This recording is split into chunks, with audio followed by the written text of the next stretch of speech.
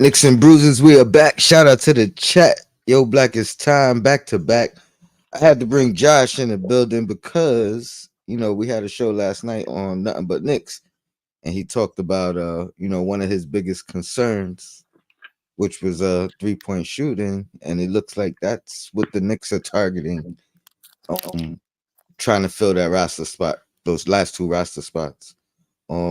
Rumor has it the Knicks have their eye on Matt Ryan, journeyman 3-point specialist.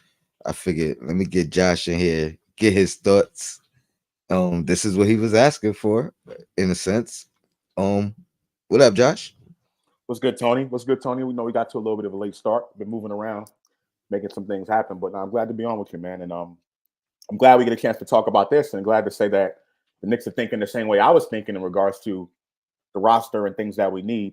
Because I think this guy's definitely going to help us. But I'll let you get us into. I mean, this. I did this show for you, so I spoke on it. I had a show earlier. I spoke on it briefly. You know what I mean. My perspective was, you know, Fournier came here, broke the 3-point record, right? Then Dante came here, broke the 3-point record. Their thoughts are and had a career year. Let me add that with Dante. You know what I Both mean? of them. Both Same of as them, brothers. yeah. Let me let me. Their mindset is like, oh, I made one hove, let me make another hove. So get the best out or get more out of somebody that has that specialty in their arsenal. Um, so I did my research. I went and looked up the little highlight videos that are out there. Um, and yeah, that's what he does. The kid, the I don't even want to say kid, but the guy could shoot. You know what I mean? Shot 45% last year, which is crazy. Low volume, so that's one thing that you know what I mean. He's gonna have to figure out if that's his role here and he gets an opportunity. But has some size too, 6'7", 6'6". So I think that's a plus. But yeah, I'm interested to hear your thoughts. What's your thoughts? Well, one, what this low volume? Let me just take a look at his numbers really quickly. Yeah, that's low volume. That is definitely low volume. We talking about anything less than 4 attempts a game. That's low Ryan. Low volume. And But I figured that just off his minutes. What is his minutes if you have that just to give a fair analysis? 4 attempts in how many minutes? right, so for his career, if you look at everything all together, he's averaging 2.9 3-point attempts per game. Shooting at 41%, which is good, right? And his minutes, he's only averaged 11 minutes a game, right? So in But comparison, that is that's still pretty high. Two threes in 11 relative, minutes. relatively high. Correct. Right, relatively high compared to his minutes of everybody else that's playing that same amount. Um, but the fact that he's able to hit it at that clip, and the guy's a specialist. Like I take a look at some of his highlights. The guy can just flat out shoot the three ball, right? Definitely shoot the three ball. Um, I would say that I'm glad the Knicks are bringing somebody like that in. That they're thinking about bringing in a shooting specialist because that's something that we do not have, right? But I think another concern, or the other part of my concern, was about that start lineup with Josh Hart, right? And that's why I was Mhm. kind of looking at Matt Ryan saying, okay, I don't think he's not going to be a starter. I don't envision him being a starter on this team. Is there anybody else out there that can fulfill that specialist role and also potentially down the line become a starter, right? And I don't think Matt Ryan can do that. But nonetheless, if the Knicks decide to go in this direction, I'm very happy that they're going in that direction because we need a shooting specialist, and you can always move the lineups around and adjust some things um, throughout the game, adjust the rotations throughout the game. So if this is the direction the Knicks want to go in, I like it. Um, him being 6'7", I know for a lot of people they hear that they automatically think, oh, he can play some defense, but that's not going to be this guy's role. That's not his role. He's a shooting specialist. He's not going to be a liability on defense. And that has nothing to do with what his size is. But the Knicks are going to bring someone like this in for the shooting. And I think that's the primary thing that I can take away from this. Well, let me just add when I highlight the size, it's more about getting the shot off against defenders. In the videos in the highlights that I watch, that's one of the things that I was looking at and looking forward to, like pinpointing. And a lot of his shots were contested in these highlight videos. You know what I mean? And they were contested by bigs. So that in itself is a good stand. You know what I mean? Like you don't gotta worry about him having problems getting the shot off, and he has a pretty quick release as well. Or So being heavily contested is what you mean, because yes, okay, yeah, because I think and I know you're not saying this, but I think when it comes to that, like getting the shot off, I think a lot of people think about, well, is it going to get blocked? No, for the most part, people are going to get their shots off in the NBA. Seldom do you see people block 3-point shots, but it's about the ability contest. to see over the defender, and him being able to have like just a really good vision, a good look at his shot because of that person that's coming to defend him. So I think that's where the 6'7" can come into play. Oh, I see. Shout out to Sharon. He says Jalen McDaniels is the move. And shout out to Nostalgic Nick. He says Huck's contract was converted. And I'm gonna go ahead and try to look that up. But if so, I already knew we couldn't do 2 vet minimum guys anyway. So it was most likely gonna be a rookie scale conversion to minimum, and then we could still have enough room for a vet minimum. Right. But it has to. I think at this point now it has to be a under 10-year vet, right? If the math is right on what, because we were 3.5 million under. Correct. Correct. But I think they can do. I have to really take a look at the numbers again. I have to take a look and see. But I think the Knicks can non-guarantee Yeah. some of these contracts. I think it's like every 2 weeks or something like that. They can kind of recycle players and stuff like that with the last 2 roster spots. Interesting. Okay, so that makes sense as to why they have the 2 wordings in the we have 12 guys under contract. We got to get to 14. We Right. can only have 14 consecutive days of 12 people on the roster, but we can have 28 total days as long as they're not consecutive. So if they're doing things like that, that makes a lot of sense. Right. Just them maneuvering around the cap rules and the CBA and stuff like that, which again, we know the Knicks are very well averse to, and they've done such a good job so far. Right.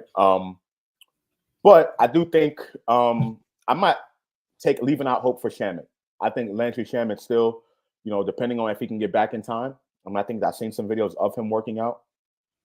I think there is still a possibility that we could see Landry Shaman because of that connection that he has, not just with the organization, but Mikal Bridges. I think they really like that a lot. Cameron Payne from their days in Phoenix, right? So I think that the organization wants to bring back Landry Shaman at some point. But in the short term, whoever we decide to bring in to be that shooting specialist is just going to be there to help us, moving forward. And who knows, that person might be here for the remainder of the season, depending on how things shake out and how things play.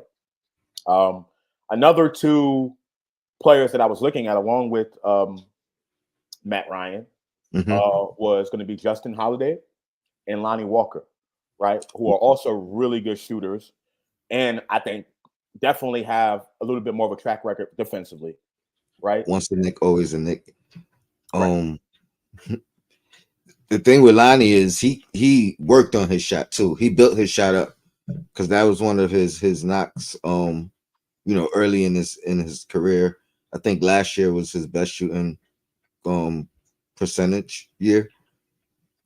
Has some familiarity with Mikal Bridges, which could be useful if if the Knicks go that route.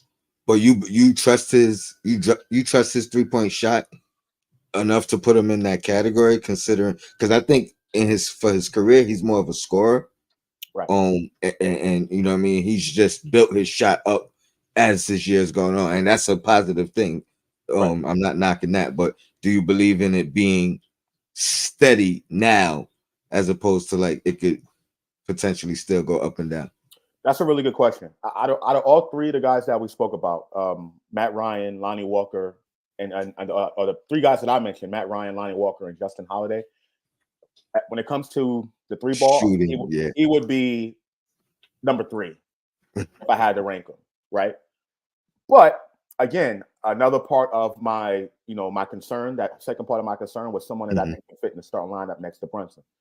Um, and I think Lonnie Walker would be a really good fit next to Jalen Brunson. Not because of his so-called improved shot, but defensively, the guy is an athlete. The guy can get up, he can jump, he can make steals, turn them into fast break points. I'll Out of go. I'll, and out of all three, I like that better with Brunson as someone that can be a I'll go. starter. I'll go even further. If we're bringing in a guy like Lonnie Walker, I put Deuce in the starting lineup and then let Lonnie Walker run with that second unit. He's still going to give you. I mean, because now you're getting the shooting with Deuce. But albeit he's been shooting. I mean, they've been shooting good for about the same amount of time. Like, you know what I mean? Technically, Right, you right. know what I mean. So you still get that defense, but we have the already proven track record of him alongside of Jalen Brunson. And that was my pick. You know, when we were debating who should start before the season started, whether it be Hart or not. You know, I was going for Deuce. You know what I mean? Some people pick Precious. You know what I mean? Some people pick Shamit at the time from pre-injury. So yeah, I think it might even make more sense if we brought him in to start Deuce. Now you don't have to worry about building chemistry. Now you don't got to worry about you know what I mean. You don't got to worry about that stuff because it's already a track record. And now Lonnie could be himself in the second unit. I disagree. I would not start Deuce next to Jalen Brunson. I wouldn't. I think Really? that, yeah, yes. I think it limits Deuce McBride offensively. And we spoke about it last night on the show. Like putting Deuce into that starting lineup, you because he's not going to have the ball in his hands as much, right? He's not going to have the ball in his hands next as much when you're playing with someone like a Brunson and you're playing with a McHale. There's more hands in the pot, so to speak. So I think that can limit him. And quite frankly, I just would rather have Deuce in that second unit. I think he's more comfortable there at this point in his career compared to playing next to Brunson, right? And I know there's times during the game where you're going to put Brunson and Deuce on the floor, but I just don't like starters minutes for Deuce next to Brunson and the rest of that crew right now. As of right now, I don't. I I don't mean, want to. we're gonna agree to disagree on that part, but I would not be opposed to Lonnie Walker. But my only argument, or my biggest argument, is we're going with a proven track record of them playing together, whether it's when Deuce started or when Deuce came in and just came in off the bench alongside him. The Knicks are good. But that's not the same thing, Tony. I mean, you have to agree that's not the same thing. Putting What's not? Deuce like okay, playing Deuce next to Jalen Brunson when Deuce is coming off the bench, when you have potentially other bench players that are on the floor at the same time, is different than putting Deuce McBride in the starting lineup next to Brunson, next to a I, Town. I wasn't saying it's the same thing. I'm saying he has started games next to Brunson as well. So Okay. that's what I'm saying. Whether he started next to him or whether he played with him, you know, by some other way throughout the game, it's looked good either way. That was my argument. I'm not saying it's What the does same. look good mean? I don't remember Deuce ever starting and putting up really really good numbers as a starter. I don't remember him. I look it up. Okay. Look at it. Let me see. I'm gonna try to look it up. Um, talk to me about the third guy real quick while I Justin look it up. Holiday. Yeah, so Justin Holiday, proven guy, but he's a little bit older. He's 34, 35 years old. But the guy has a proven track record of being a guy that can knock down shots and play defense, right? Um, and he just comes from that tough, Holiday clan type of, family where he can be able to. He used to be a starter. Was a starter in this league for a while. He's knocked down a lot of big shots against us. I remember last season. I think it was the game. Was that the game in New Orleans where he hit that shot over Brunson, or he's the one that took that? So it was him, right? But throughout the course of that game, I mean, the guy was just knocking down 3 point. Was it Holiday? I don't even know if it was new. I know he. I just No, it watched was his Houston. highlights It was as well. Houston. It was Houston, but I think wasn't that him that was the Oh, one I that was shot gonna the say ball I over was gonna Brunson? say it might have been Denver, but but I just watched him hit a big shot on us against against us while he was on Denver. Right. But the guy's knocked down some big shots, but he's more of a proven shooter than I think Lonnie Walker is. And I do like the fact that he's a veteran. You can kind of put him in there. And like I said, if you don't want to start him, he can definitely come off the bench and get you some good minutes, right? So that's that's what I like about that, so to speak. But I mean, listen, the Knicks look like they're going to go in the Matt Ryan direction. And I have no problem with that. And another thing with Deuce, and I think people are pointing it out in the chat, Deuce is a small guy. You got another 6'1" guy playing next to Brunson. I just don't think that is ideal. Tibbs has done it. That's my point. And when he did it, at the time of him doing it, this is why I'm so familiar with it. I can't find the numbers, but this is why I'm so familiar with it, is because at the time when he started Deuce, I was questioning it. Like why you started Deuce? I forget even who it was opposed to, but yeah, he's done it. He's definitely done it, and he's played well. It stood out. But I like Holiday as well. I guess some of these things are going to depend on what their vet minimum is, because if we did convert Hukporti, I don't think we could sign a 10-year vet. It's going to have to be a vet under, because right. I see what you're saying. Yeah, the 10-year vets make about 3 something anyway. Their minimum is $3 million. Right. And I don't think you can do the whole 2-week thing with the people over that. So yeah, I mean that would make sense. But I mean, if we had the money, that would be someone who I would definitely like to have there. But listen, Matt Ryan, I think is going to be a really good move for us if the Knicks do decide to go in that direction. I just hope that the Knicks can somehow work out the starting lineup issues that they have with Josh Hart. Again, I am not a fan of Josh Hart in the starting lineup. I'm going to live on that hill until I see anything differently. I just don't think he is that good enough of a shooter. I think his tempo is different than so be it of the starting lineup. I think that tempo belongs more on the bench. Not knocking him. That's just who he is and how he operates, how he gets down. And I just don't like the fit there, personally for me. So the Knicks are going to have to do something about that. Hopefully we can get Precious back, and then the Knicks can probably do what we spoke about last night. Maybe putting Precious in there to start playing him next to Towns. But no, if Precious is healthy, I'm all for that, 100%. My thing is, I don't think Precious is going to be back for a month at minimum, because of that hamstring. You want to really make sure that thing is 100% healed, so it's not a long-term thing during the season, in and out the lineup because of it. Yeah, so we need to take our time with him and figure some things out in the meantime. Somebody asked about the video being so smoky. I was wondering the same thing, because it wasn't like that earlier. Yeah, my side looks good. I think it's yours. Yeah, it is. It is. I definitely noticed it earlier. I will definitely work on that. It wasn't like this earlier, is what I'm saying. But my apologies. It's all good. I mean, listen. After last night, I'm not surprised if it is smoky after last night. I mean, I was definitely burning it down, but you know what I mean. I should have wiped it down or something. Anything else you wanna get off your chest before we get out of here? I know we're gonna keep it short. I know you got another show to do for the Love of the Game. Yes, sir.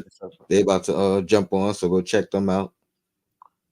Yes, sir. I mean, no, that's really it. I mean, listen, it's early. I just want to, after the for quote unquote, for lack of a better word, the dust settles.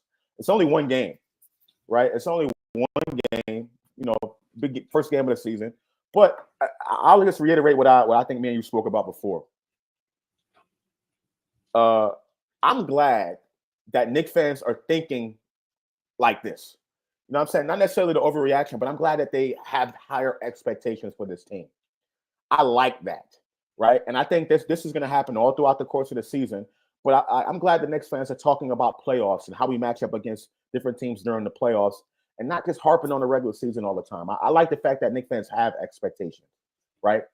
That's what I really like about this whole thing. At the same time, we should not overreact, right? Because again, we've seen the Knicks and Tom Thibodeau throughout his career be able to adjust and make things happen. throughout the course of regular seasons. But the fact that Knicks fans are talking about expectations is good to me, right? That's really good to me, and it has never been like that since I've been like super like really following this team like that. So that's really No it. doubt. I got two questions before you go. Mm-hmm. Are you worried about the perimeter defense, the 3-point Okay. defense, because that's kind of been an issue for us over the past couple of years. At least at times in stretches. That's one. Mm-hmm. And how you feel about Indiana, especially considering the last time we seen them? I think they had a historic shooting performance. Yeah, I was. It would covered off a historic shooting performance loss. Yeah, I was gonna say, this season began just like how last season ended. It was kind of like that. I'll address the first question first. Emphatically, no, I'm not concerned about perimeter defense. Not concerned whatsoever. Um, Last night Boston was just really hot. I mean, I've seen. I mean, there was guys that were open, right? Based on penetration, and then we'll kick it out. We couldn't get to loose balls. It was kind of a perfect storm. Everything kind of happened all together at once. But then I seen Mikal Bridges guard Jason Tatum, and Tatum just was hitting every single shot. He just was hitting shots. He was just in that moment when he was hot, coming off the Olympics and not playing in the Olympics and stuff like that. And Tatum, I mean not Tatum, Brown, he didn't get a chance to play in the Olympics at all, and he just kind of went off and stuff like that. Boston tends to do that. They are like kind of they live and die like that as well. So right. even just talking about them, I'm not expecting that type of shooting performance next time we see them. So It's been like that the last 2 or 3 years though, especially when they play against us. They seem to have this, and it's like the first game. It ain't like all the games, but it's like probably that first game or one game out of the year when we play Boston. They go on this crazy shooting spree. You know what I mean? And it's wild. I don't understand what that is, but I think that was Indiana pre trade. Yeah, that was Indiana against us last year pre trades, and you know what I mean. And that last game, you know what I mean, when we was all banged up. Yeah, but I guess what I'm trying to say is every time we play, it seems like this happens every year. We play Boston, and then they give up this crazy. We give up this crazy amount of 3-point volume and percentage, and then everybody, all the fans, all the podcasts is like, "Yo, our perimeter defense, this, our perimeter defense, that." You know what I mean? It just seems to have been happening that way ever since Tom Thibodeau's been here and Brunson's been here. It's just been happening that way, and I'm like, "Yo, relax, everybody." Tom Thibodeau is going to get it together. He's going to get these guys together and get them playing better, right? Whether it be a lineup change that needs to happen, whether it be, just guys basically getting on their stuff, So I'm not concerned, emphatically not concerned at all about perimeter defense. I think we'll be okay in that regard. As far as Indiana, I'm not really worried. I'm not really too worried about that either. I mean, it's a good team. Not sleeping on them. I think we definitely can lose that game. I mean, I'm not putting anything past anybody in the Eastern Conference, but I don't think Indiana is on Boston's level. I don't think anybody is on Boston's level. So based off of that alone, I think we have a really good chance to win Friday night. Yeah, it's like I said, the games don't necessarily get tougher after what we dealt with Boston. Shout out Paris Duggar. He said he's not worried about our ability on the perimeter. He's worried about Tibbs' drop coverage philosophy. That is a great point because I think Cat didn't do well in the drop coverage. That's another reason why I'm more receptive to Precious in that starting lineup, and or just another big in general. But that's something we'll have to probably wait. Well, yeah, we'll have to wait and see regardless. Tim's been doing drop coverage for years. Everybody complains about the drop coverage, this and that. I'm not worried about it. I think we'll be all right. Yeah, but some players are better suited for it than some others. I think that's the thing. Well, Mitch isn't. Mitch wasn't that great at it. Mitch was pretty good at it, in my opinion. People complained about it last season too when we had Mitch, when Mitch was on the floor. I mean, and they've been complaining about it ever since Tibbs has been here. I mean, look, Tibbs is going to coach the way he coaches. He's a great defensive coach. It winds up working itself out, and then people stop complaining later on because it starts working itself out, and we start playing good defense. So, and my bad. Really And Hartenstein was great at it. Hartenstein was better. He was better. But, Marcus Morris. David says, "What happened to Marcus Morris?" He's another one I want to just add to that list real quick. If we could bring in now, we get some size. We talked about with some toughness. You know what I mean? So he's definitely a guy that I would also throw into that mix. He's not really a specialist for me though, but as far as the other stuff, the toughness, yeah. Oh, he's gonna bring that. Yeah, he's not a specialist, but he's borderline. You know what I mean? Like he's borderline at if that's what his role is. You know what I mean? And he's always shot, you know what I mean, 37, 38% throughout his career. So I think that alone, he's not a high value one, but if that's what he's asked to do, you know what I mean, especially off the bench though. I wouldn't be looking at him as a starter. So I think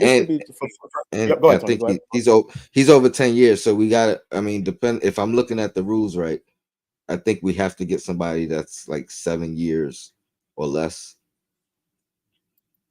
Yeah, he is. If we converted Porty. But what were you gonna say?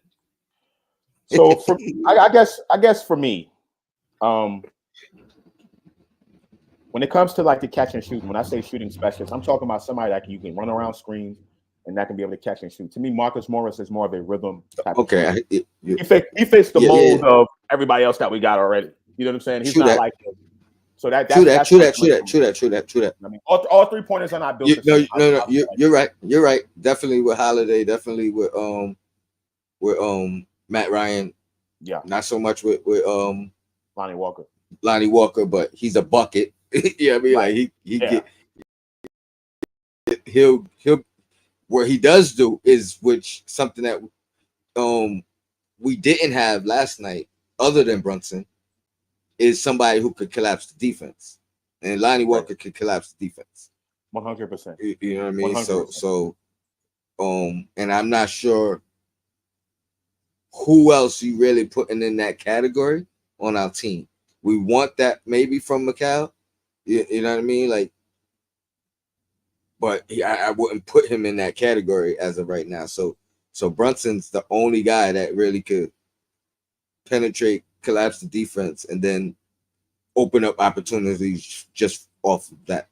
Lonnie Walker would do that 100%. Yeah, I agree with that. The other angle to kind of look at it is kind of converting Cat into more of a post guy. You know what I mean? But I don't really think that's his game. And it's unfortunate because the guy's just a monster. He's huge. Well, for some reason we can't get him to, or nobody has. Really. I got to watch the game actually because I didn't watch it when we did the post game show. I only saw the first quarter. He was in. I mean, he only played 24 minutes, which stood out. And what do he have? 9 shots, only 2 of them were threes.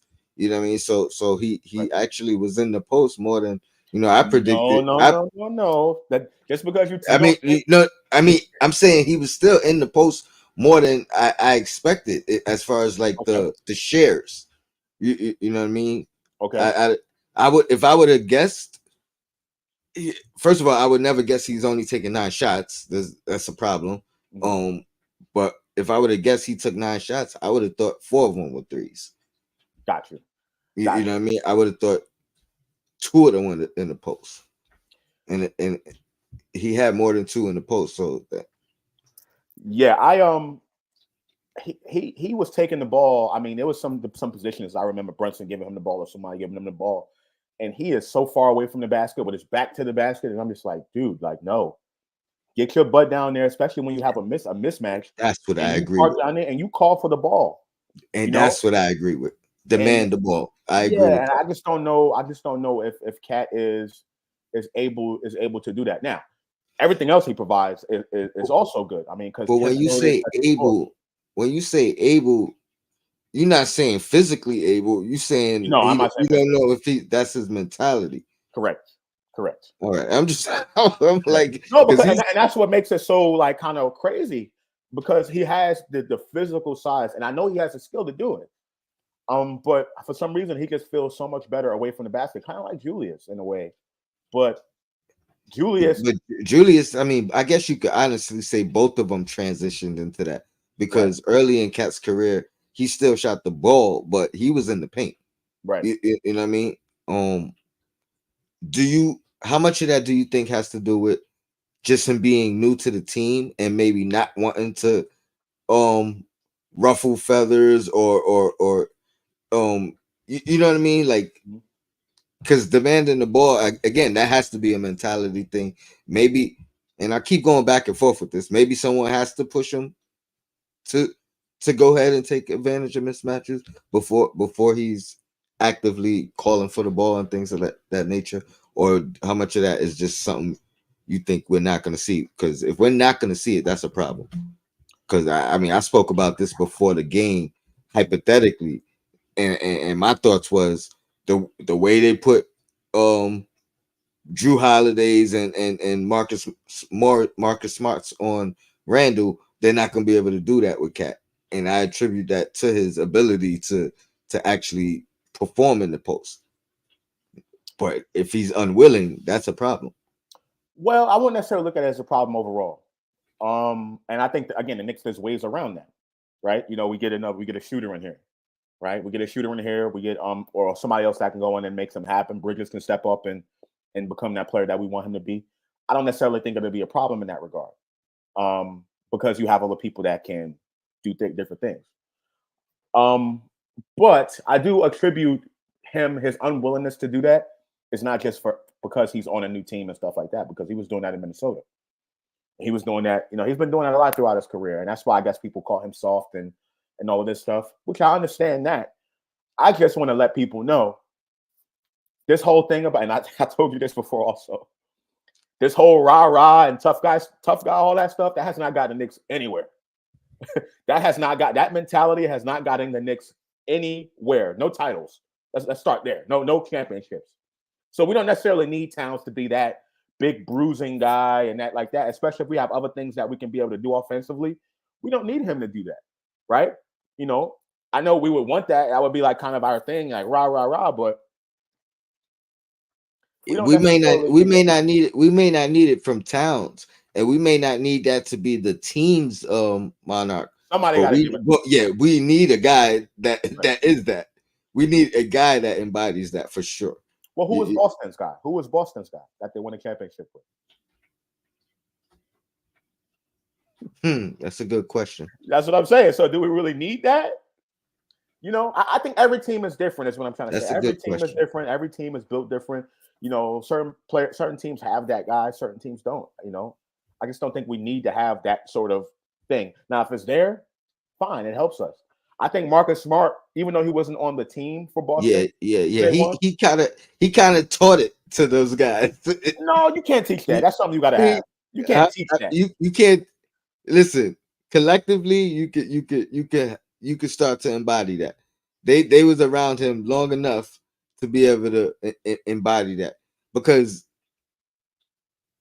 even with Tatum being more of a finesse guy, he's never gotten that reputation of being soft. You know what I mean? So Well, it doesn't have to be one way or the other, Tony. I think it doesn't I have to be mean, one way or another. But we're talking about a tough guy, like a bona fide tough guy to muck some true things up, that, as true that. Tony, as Sim would say. It doesn't have to be one way or another, but they don't have a guy on their roster, Boston, that likes like that. They traded, matter of fact, they traded him away for somebody better Yeah, to yeah, win a championship. So I that's just don't true. think that's necessary. And a lot of Knicks fans kind of come at it from that angle. I know me and you spoke about this. They come at it from that angle about we need a center that can do this. Like very tunneled vision of what a center should do and what a power forward should do. And it doesn't necessarily have to be that. Marcus Smart was a guard. No, Vernon Maxwell was a guard, I agree, and I agree 100%. Um, Shout out to Nick's live. He said Jalen is a dog. I agree. And who's this? Ivory 10, Jalen ain't no punk either. I agree. I didn't want to really name them because that's also not their persona. And there is a fine line, like Josh was saying, of actually being externally that and just not being a punk. It's Right. so Right. And again, it's not one thing or the other. Just because you're not tough does not necessarily, or you're not a tough guy, doesn't necessarily yeah, mean you're a punk. it's tough. Yeah, You know what I'm saying? But there's a agreed. specific prototype that I think that Knicks fans and in the midst of this conversation that we're talking about somebody that's going to eat fouls if they need to. Patrick Beverleys, Mook Morris is somebody like that. Haslam when you put him in the Mm-hmm. game. James Johnson, Marcus Smart, Mm-hmm. Vernon Maxwell, Oak, my boy Oak. You know what I'm saying? Like those types. You know what I mean? But there's players that can be able to do stuff like that, but don't necessarily have to be on that type of level. Draymond Green, don't have to be on that type of level. But you can be tough without that. You don't need to necessarily have to be that. But that's another thing too. Like, and again, this is not me knocking the situation. First of all, let me do the super chat. Shout out to Paris Duggar. Appreciate the super chat. I think we're gonna build up Kolick and Hukporti and make a package for a missing final. One more piece to win the chip. Kolick and Mitch would land that guy. I mean, I could see it. I could see the two of them being a nice package for somebody. I mean, that's not really I that much money, not that much money to send out, but I mean, hopefully. There's a couple guys I'm not gonna speak on just yet that I think are gonna be available in that range, 15 million range. Now I lost my train of thought on appreciate the super chat. But what did you just say that I was about to respond to? No, I said Kolick and Hukporti, that's not gonna be that much money to send out. So No, prior to the super chat. we're talking about the toughness thing, the whole toughness thing, and the Marcus Smarts and Oh no, I was gonna say even though we were saying that me and Sim was saying we kind of need that guy last year, like with Randall here, the identity of the team was, you know what I mean? It wasn't soft. right. You know what I mean? So, and I'm not saying the identity now has changed, but we did lose two tough guys in a sense, or not tough guys, but two guys that, you know what I mean, we knew weren't, you know what I mean, weren't to be messed around with. We lost some of that. We lost some of that toughness. I think so.